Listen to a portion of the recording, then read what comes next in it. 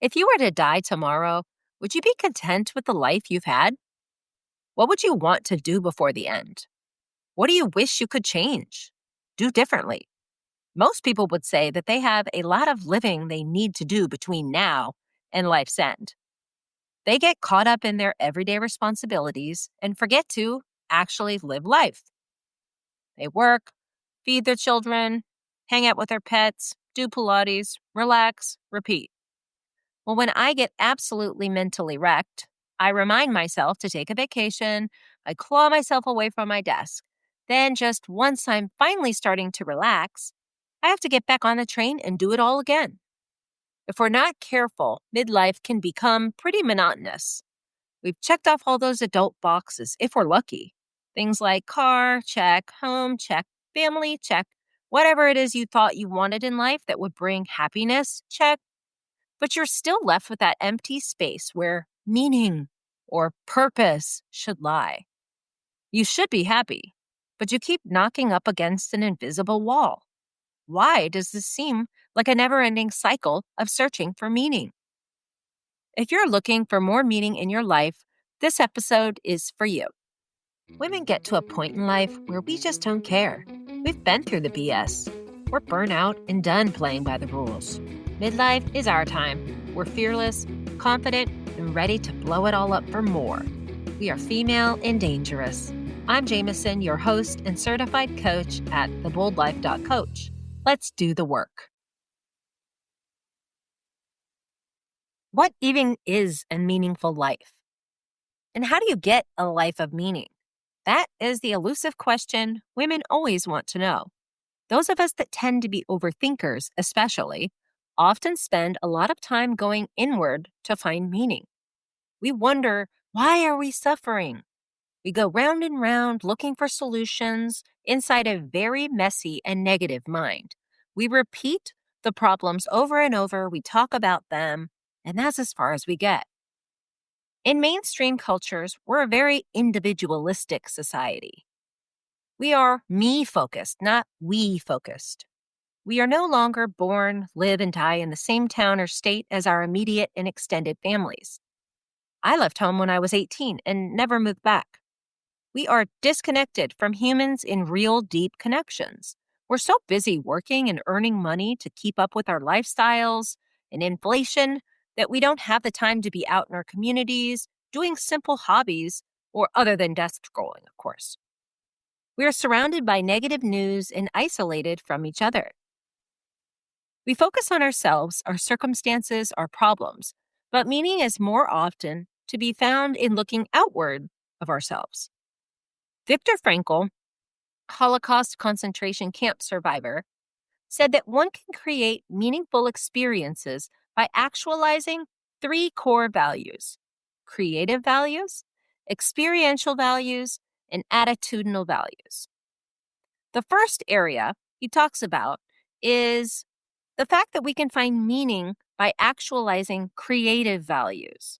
So these are realized when a person uses thoughts to create a new reality. This could be through work, a hobby, or helping people. By following your deepest desire to become successful in your career, you can find great meaning. This is a real shout out to working in a field you're passionate about or doing a job you're passionate in a field you may be less passionate about. Bonus points if you have both. This is why our identities are often so closely tied to what we do for work. This is often one of the first things we want to know about someone. What do you do for work? Because it tells us a lot about them. At least that's what we assume. If someone is a writer, we assume that writing must be the person's passion, and they must find meaning in it. Otherwise, why would you do it? An artist surely must find meaning in their work, but what about the rest of us with more regular jobs? For example, do regulatory people enjoy regulatory so much that they just had to work in that area? Ideally, we can find meaning in regular jobs, but we may have to look a bit deeper. As a coach, it's pretty straightforward. I like helping people work toward goals and to create transformation through strategy, thought work, and massive action. But as a corporate educator, I have to look a little deeper into the various parts of my work to find meaning. Nobody says when they're thinking about what they're going to do as an adult for a job, says, "Oh, I want to be a corporate person." What does that even mean, right? Well, for me, I enjoy designing learning experiences. I enjoy mentoring employees to develop their skills in their careers. I enjoy working in a field that's innovative and helps people heal their bodies. But it's easy to forget what it is that we enjoy in our work and did actually choose when we let things we don't enjoy so much cloud our vision. The negative thoughts get in the way when we believe that life should be meaningful, enjoyable all the time. I mean, work is called work for a reason. It's not called fun, but it can be fun. The more positive our experiences are in creating something outside of ourselves, the more desire we have to create, the more dedication we have to create, the more fun we have creating in line with our passions, the more quality our results are, the more we find meaning. Here's a quick self-assessment. Do you enjoy the work or career you do? Do you enjoy the field you work in? What are the tasks, experiences, or reasons that made you choose your work? If there are few experiences within your work that allow for you to create within your own areas of interest, passion, or desire, then you can't really expect to find much meaning in your work. And that may be okay with you. Maybe you look at work as something just to get a paycheck, and you find meaning elsewhere. But for many of us, that's not true. You could do the same self-check for other realities you've created in your life. What hobbies do you find passion in? Do you volunteer or give back in some way? What is it about those realities that you find meaning in? Maybe you have no hobbies. You don't give back in your communities at all. There might be a hint of ways that you could inject meaning into your life by looking at the ways you work, spend your free time, or interact with your community in a way where you can create a reality there. The next area of life we can find meaning is in how we actualize our experiential values, experiences. This is realized when a person experiences something, encounters something or someone outside of themselves, like in a relationship or meaningful exchanges with other human beings. These are the relationships that we surround ourselves with. The people in our lives significantly impact our lives. Are we in positive relationships with our partners, children, family, friends? Do we surround ourselves with community, or are we in isolation? Are we reaching out to others to serve them, or do we only connect when we need something? When we look at our social circles, how broad they are, but more importantly, how deep they are. If we have a shallow relationship, well, we're likely to find shallow meaning there, unless we're shallow ourselves and don't mind that, of course. In that case, maybe we find meaning in networking. Relationships are like plants. If you don't water them, relationships do not thrive. If you don't talk nicely, even plants wilt. If you leave them stranded out in the sun too long, they'll shrivel up and die. Midlife can be isolating in the sense that we don't have a lot of time to pursue our own friends, travel desires, social pursuits, because we have people and responsibilities to take care of. It can be stressful. Which relationships in your life do you find meaning in? Which relationships bring you negativity, maybe negative thoughts, and actually detract from finding meaning in your life? Maybe you're putting all of your toxic energy somewhere into a relationship you're hoping to improve, and it's ruining the rest of your experience. Which relationships drain your life energy? Which relationships don't bring any value at all? These are all questions to help you examine the state of your current relationships and experience to explore the meaning entrenched there. Perhaps you find you're lacking in meaning, you're lacking in relationships. This is a guide point in figuring out how to inject more meaning into your life. The third area in which we find meaning is by actualizing attitudinal values. So these are values realized through exhibiting positive attitude, thoughts, beliefs when we're faced with challenging life circumstances. So we've all heard stories like Frankel's, where humans overcome terrible life atrocities, abuse, accidents, only to come back strong enough to share their learnings with the world, to bring hope and inspiration to others. If these individuals can overcome devastating circumstances with positivity, hope, gratitude, and inspiration, why is it so hard for many of us to do the same? Well, negative thinking is like a slow poison that permeates the system. It's debilitating. But as our thinking tends to deteriorate over time, we don't even notice that we're sick with negativity. By that time, the source of it is unclear. It's only the side effects, the negative ones of the poison, that start to tell us that there's a problem. We develop sickness symptoms, which, if not stopped, at some point may even end up killing us. Negative thoughts lead to negative feelings. Negative feelings cause us to engage in unhealthy relationships or to have negative action. We engage in experiences that stunt our growth. Negativity, as it overtakes our everyday actions, influences our ability to create positive experiences, healthy relationships, and to create meaningful realities, whether it be at work or out there in the world. Instead of seeing hope, possibility, gratitude, and desire for growth, we get tired, we grow weary and cynical, sometimes even depressed. We focus on negative thoughts and feelings that we've trained our minds to believe are true explanations and excuses for why we aren't happy, why we aren't moving forward, why we just can't win. But the source of the problem is actually our attitudes, our thoughts, our feelings, our beliefs that we have created around our difficult circumstances.